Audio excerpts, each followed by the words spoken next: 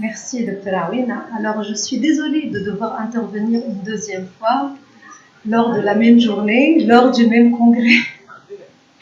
Mais il faut dire que c'est le fruit du hasard et de la Covid. C'est à cause de la Covid. Alors, cette conférence était prévue pour les journées de la PAX de 2020, qui malheureusement n'ont pas pu se tenir. Et donc, quand Madame Raïdi m'a recontactée pour en parler, c'est avec un grand plaisir que j'ai accepté.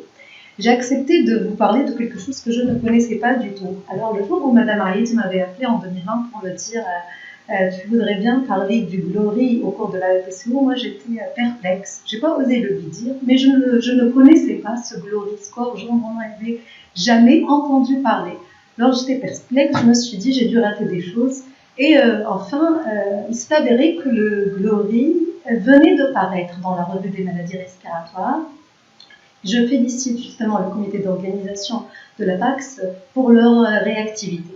Alors là, ça fait 3 ans que c'est paru et je vais vous en parler de son intérêt au cours de la BPCO. Alors, avec la médecine fondée sur les preuves, il y a tous les ans, il y a eu un intérêt très très important pour les scores cliniques, notamment les scores cliniques prédictifs. Et dans la littérature, il y a en moyenne 10 000 scores qui sont publiés tous les ans.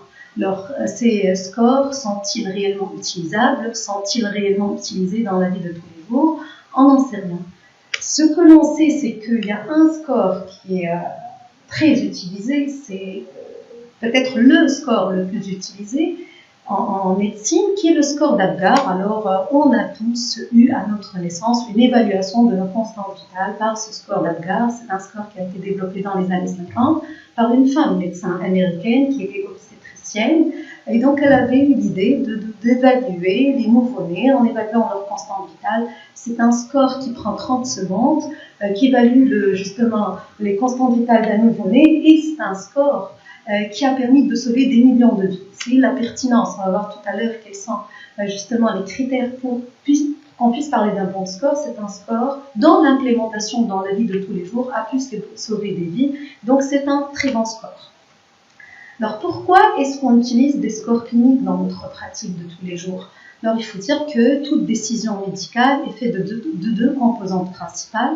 Un, le but c'est de rechercher, de mettre en évidence le diagnostic ou la maladie pour pouvoir la traiter. Et les scores cliniques, c'est quoi? C'est tout simplement l'assemblage de données cliniques et de données paracliniques qui, quand ils sont retrouvés chez un individu donné, vont nous permettre d'évaluer la probabilité soit d'une maladie ou le pronostic de cette maladie, et donc de pouvoir traiter le patient. Donc ça, c'est la définition même d'un score. Alors, quelles sont les propriétés attendues d'un score? C'est qu'il soit pertinent, facile à recueillir, qu'il ne soit pas très coûteux, qu'il soit de calcul facile et qu'il ait surtout une efficacité clinique. Quand il est implémenté dans notre pratique de tous les jours, qu'il ait une efficacité.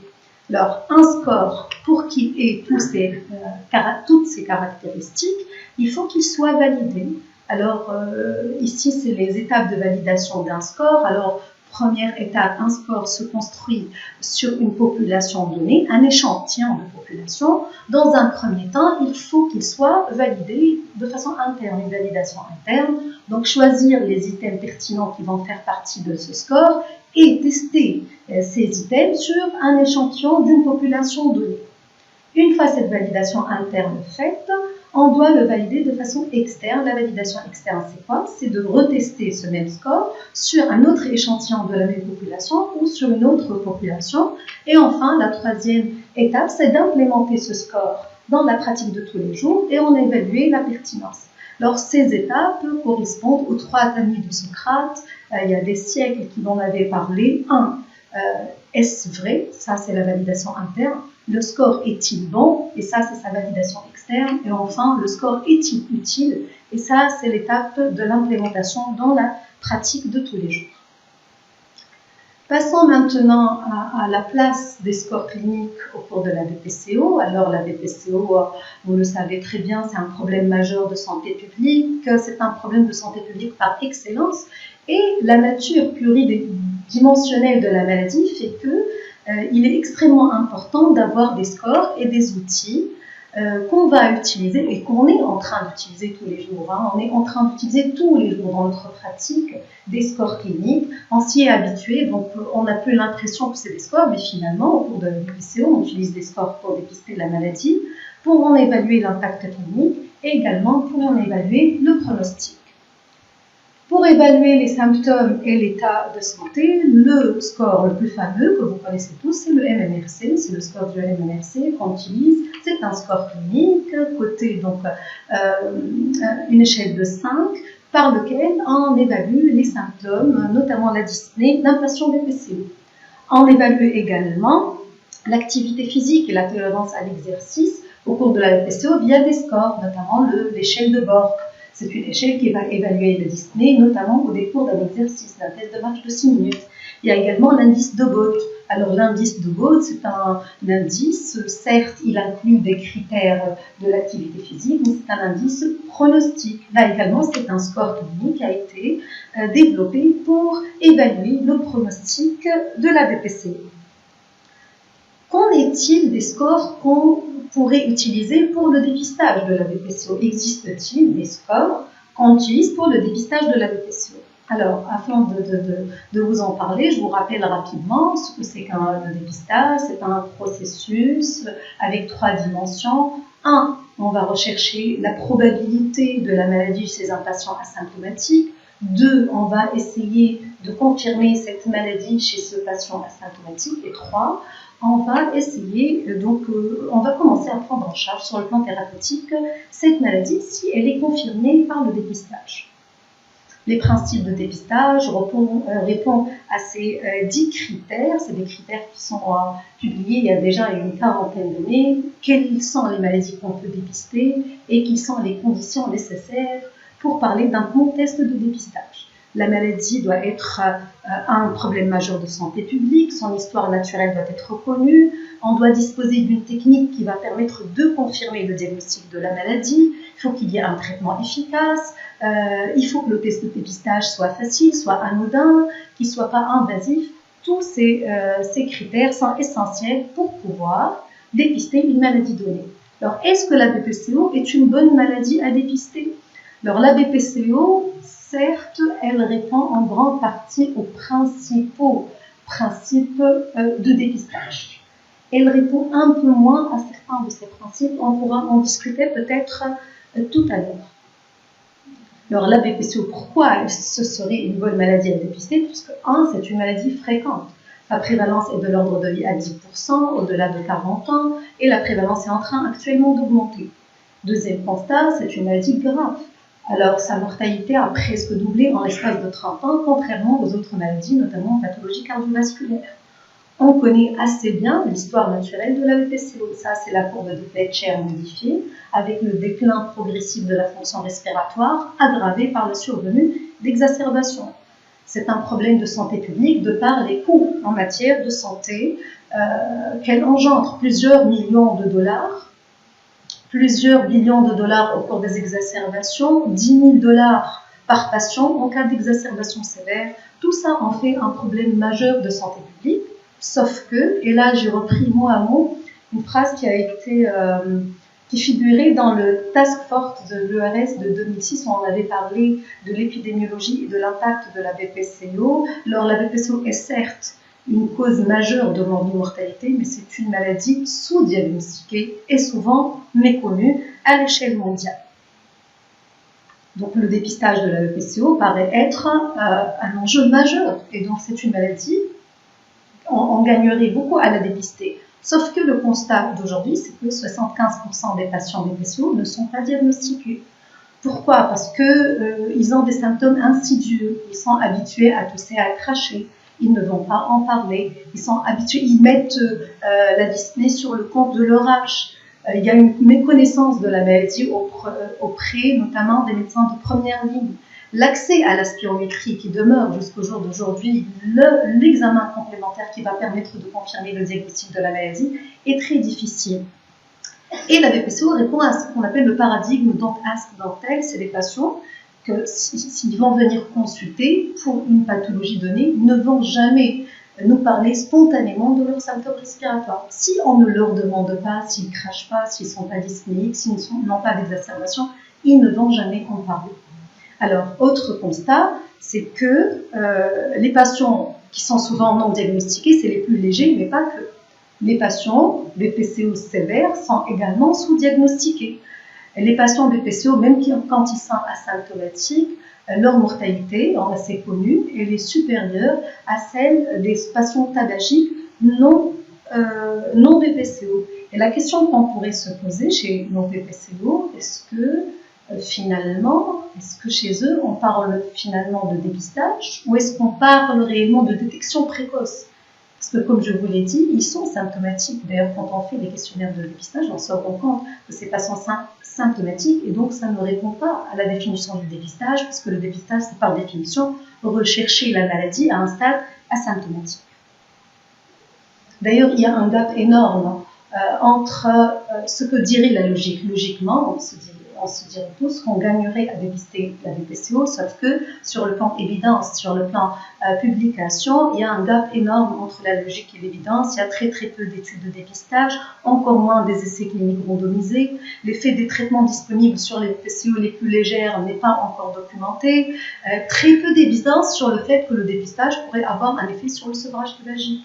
Donc si nous, on vient dépister un patient, on lui fait un picosis, on lui fait une spirométrie, on lui dit « Monsieur, vous n'avez pas de trouble ventilatoire obstructif », c'est pas sûr qu'il va arrêter de fumer. Peut-être même qu'il va être réconforté dans le fait que finalement, il peut continuer de fumer, il n'a pas la maladie. Et le dépistage, on ne sait pas si le fait de dépister la BPCO peut changer le cours évolutif de la maladie et avoir un impact sur la mortalité. Pour l'ensemble de ces raisons, c'est assez étonnant, le département de médecine préventive des États-Unis recommande, ce qu'ils disent, ce qu'ils stipulent, c'est qu'il n'y a aucune évidence à un intérêt de dépister la BPCO.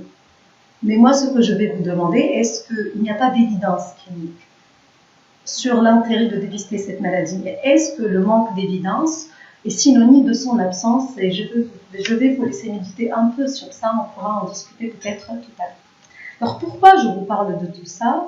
Ce n'est pas le propos de notre présentation, c'est pour justement qu'on puisse nous poser des questions. Faut-il peut-être changer notre démarche, la façon dont on procède? Faut-il réellement, est-ce qu'on est réellement face à un dépistage ou un case finding? Ça veut dire en détection précoce des symptômes. Et vu que c'est difficile finalement, le dépistage est difficile, faut-il prioriser certains patients qu'on devrait cibler par ce dépistage? Et c'est là tout l'intérêt de ce GLORY score. Alors, c'est quoi le rationnel du développement de ce score? Les auteurs se sont dit, la BPCO est une maladie grave, la mortalité est élevée. Elle est plus élevée chez qui? Elle est plus élevée chez les patients qui ont une obstruction très sévère et chez ceux qui ont des comorbidités.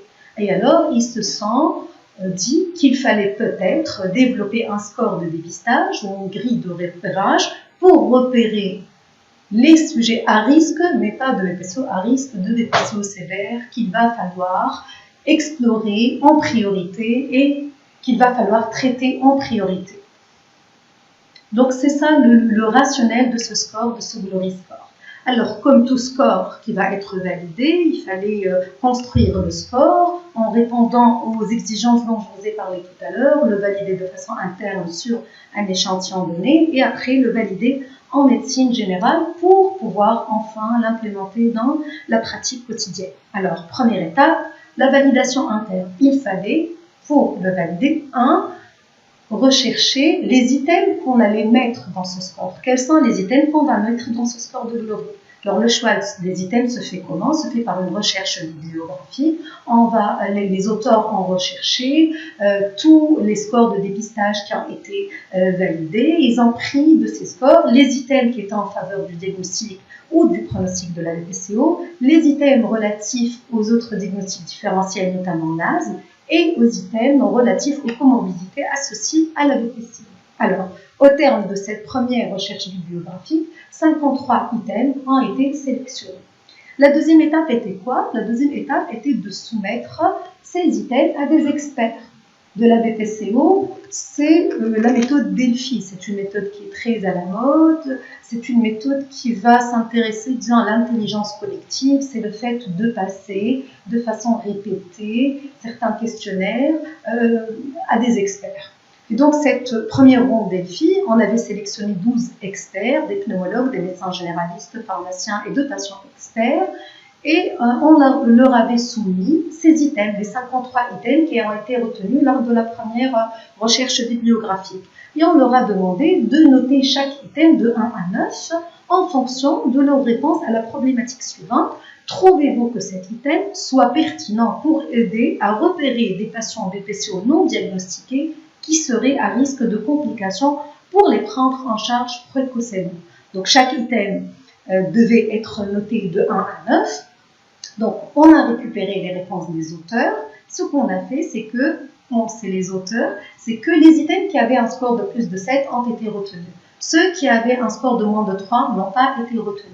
Et les items qui avaient un score compris entre 3 et 7 ont été resoumis lors d'une deuxième ronde de défi aux experts pour justement qu'ils puissent encore les noter selon le même barème. Alors, au final, il y a eu un item qui a été proposé par les experts, des items qui ont été enlevés, et au final, voici les items qui ont été retenus, 15 items retenus grâce à cette ronde de défi pour le score préliminaire. Donc, à ce stade, les items qui devraient être inclus dans le score ont été sélectionnés. Ce qu'il fallait, là, il fallait connaître la pertinence de ces items. Alors, le but, c'est quoi ? Le but, c'est de déterminer la qualité du score sur un échantillon. Quel était cet échantillon? C'était les patients qui étaient adressés dans des centres d'exploration fonctionnelle respiratoire par leur médecin généraliste. Donc, c'est des patients qui étaient adressés quand l'EFR a conclu un déficit ventilateur obstructif qui répondait à la définition de la BPCO. Ça, on les considérait des malades, en plus. Ceux qui avaient une EFR normale étaient des témoins. Au cours de cette étude, 64 patients ont été inclus, dont 55% étaient des BPCO, les restes étaient des patients non BPCO, 20% de BPCO sévères, 31% des BPCO avaient des comorbidités. Alors, au terme de l'année, je vous passe toute la partie statistique. Au terme de l'analyse multivariée, les scores qui ont été retenus, c'est les items qui ont été retenus, c'était le tabagisme au-delà de 10 paquets, le fait d'avoir fait des exacerbations, la diminution de l'activité et la présence d'exacerbations. Concernant l'âge et concernant les comorbidités, c'est des items qui n'avaient pas un impact significatif au niveau de l'étude multivariée, mais comme un âge supérieur à 40 ans, c'est un critère quand même qui fait partie du diagnostic de la BPCO, comme les comorbidités, c'est connu qu'elles vont aggraver le pronostic de la maladie, elles ont été rajoutées aux items définitifs retenus. Donc à la fin, on a pu obtenir un score à 2 dimensions. Donc un sous-score qui va permettre de repérer les BPCO et un sous-score qui va permettre de repérer les BPCO sévères, et c'est le but même de ce score. Alors pour le repérage de la BPCO, 3 items ont été retenus: l'âge au-delà de 40 ans, un tabagisme et une exacerbation. Chaque item a été coté à 1, on s'est rendu compte que pour un score supérieur ou égal à 2, la sensibilité était de 100%, la valeur prédictive négative était de 100%, et donc c'était la limite retenue pour justement repérer un BPCO.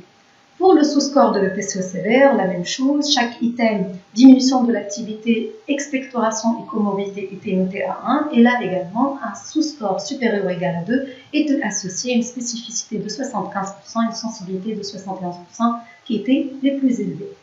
Donc voici enfin le score de Glory tel qu'il a été validé de façon interne. Voici en 2 étapes. Une étape de repérage des BPCO. Deuxième étape, c'est le repérage des BPCO les plus sévères qu'il fallait adresser très rapidement pour une exploration, une confirmation et un traitement. Donc le but du Glory, c'était de repérer les BPCO non diagnostiqués, surtout ceux qui étaient les plus à risque de mortalité et d'exacerbation, et de les adresser rapidement pour une prise en charge. Alors le score tel qu'il a été finalisé avait une sensibilité de 71%, une spécificité de 77%. En matière de dépistage, il y a beaucoup de scores en matière de dépistage de la BPCO. Là, je vous ai mis quelques exemples. C'est loin d'être une liste exhaustive. Alors, les différents scores publiés ont été analysés pour la première fois en méta-analyse en 2015.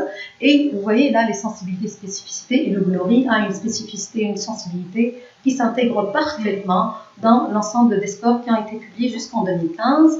Là, en 2021, plus récemment, une autre méta-analyse. Et là également, le GLORI a une sensibilité et une spécificité parfaitement intégrées dans les normes souhaitables. Alors ça, c'est le premier intérêt du GLORI. Alors la validité interne est là. Alors l'autre intérêt, alors il répond aux critères que je vous ai mis tout à l'heure d'un bon score. Il est pertinent, facile à recueillir, un faible coût, un calcul facile. Et en plus, l'innovation, si je veux dire, c'est que c'est un score qui avait inclus des comorbidités. Alors, il y a eu beaucoup de scores de dépistage de la BPCO, mais très peu avaient inclus dans les critères de diagnostic les comorbidités. Les comorbidités ont un impact significatif sur la BPCO et donc c'est tout l'intérêt de ce score. Ceci va permettre de sélectionner les sujets les plus à risque qu'on va adresser le plus rapidement possible pour une exploration fonctionnelle respiratoire. Alors, l'efficacité clinique reste à démontrer puisque malheureusement, comme j'avais vu que plus rien n'avait été publié depuis 2019, j'avais essayé de contacter l'auteur principal de cet article, le docteur Marc Martel, qui est médecin généraliste, pour lui poser des questions par rapport à est-ce que ce score a été implémenté en population générale, est-ce qu'il a été validé dans une autre population. Malheureusement, l'étude a été suspendue à cause de la pandémie Covid et ils sont en train actuellement de justement d'inclure les patients pour la validation externe. Alors, quelles sont les limites de ce score? L'intérêt, c'est qu'il a une bonne sensibilité, bonne spécificité, il intègre les comorbidités, il va permettre de repérer rapidement les BPCO les plus sévères. Bon, il a certaines limites.